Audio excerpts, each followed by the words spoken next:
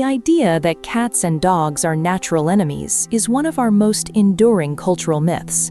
It's the foundation for countless cartoons and a go-to metaphor for any mismatched pairing. But the reality is far more complex and interesting than a simple instinctual hatred. They aren't born hating each other. Instead, they're born speaking completely different languages. At its core, the conflict between cats and dogs is a story of profound miscommunication. Think about their evolutionary paths. Dogs descend from wolves, social animals that hunt in cooperative packs.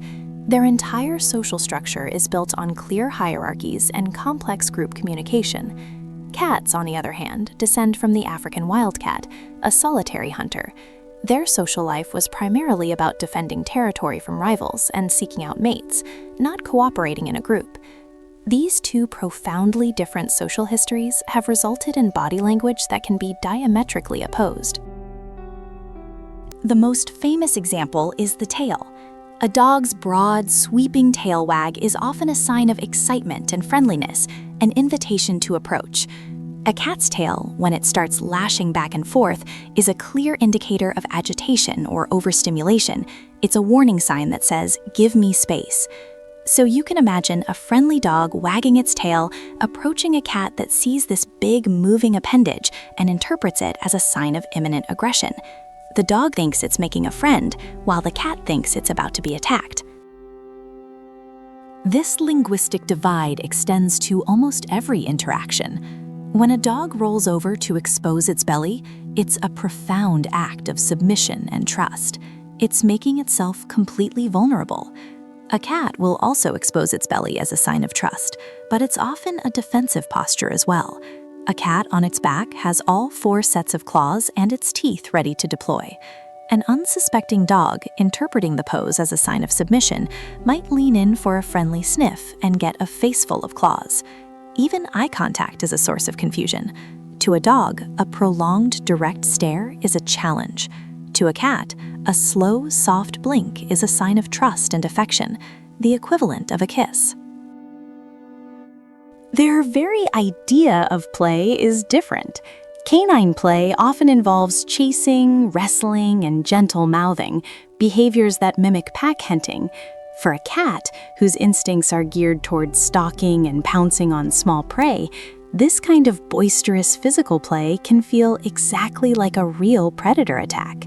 A dog's playful bow and bark can be interpreted by a cat as a terrifying lunge from a much larger animal. Their history with humans also highlights their differences. Dogs were domesticated tens of thousands of years ago, specifically chosen for their ability to cooperate with humans in tasks like hunting and guarding. We actively bred them to be social partners. Cats had a very different path to domestication. They essentially domesticated themselves around 9 or 10,000 years ago, drawn to human agricultural settlements by the abundance of rodents.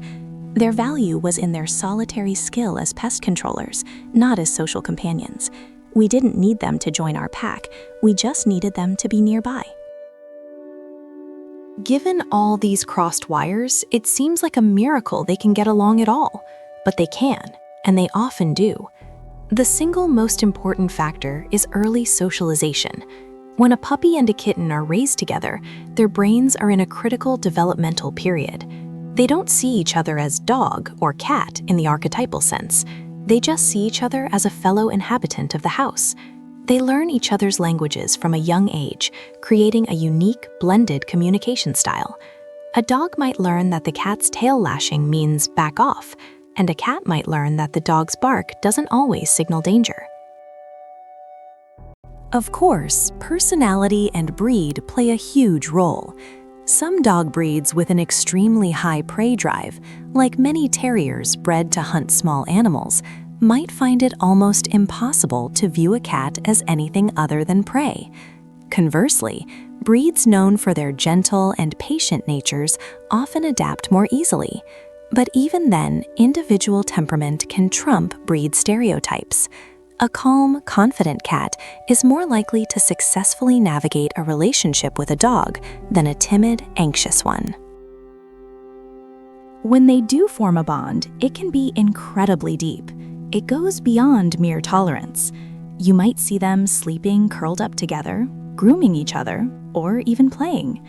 This play is fascinating to watch, as you can often see the dog consciously modifying its behavior. It will handicap itself, moving more slowly and gently than it would with another dog, showing a remarkable understanding of the cat's physical limitations and playstyle. This adaptability shows that their relationship isn't just a happy accident, it's an active, learned social negotiation.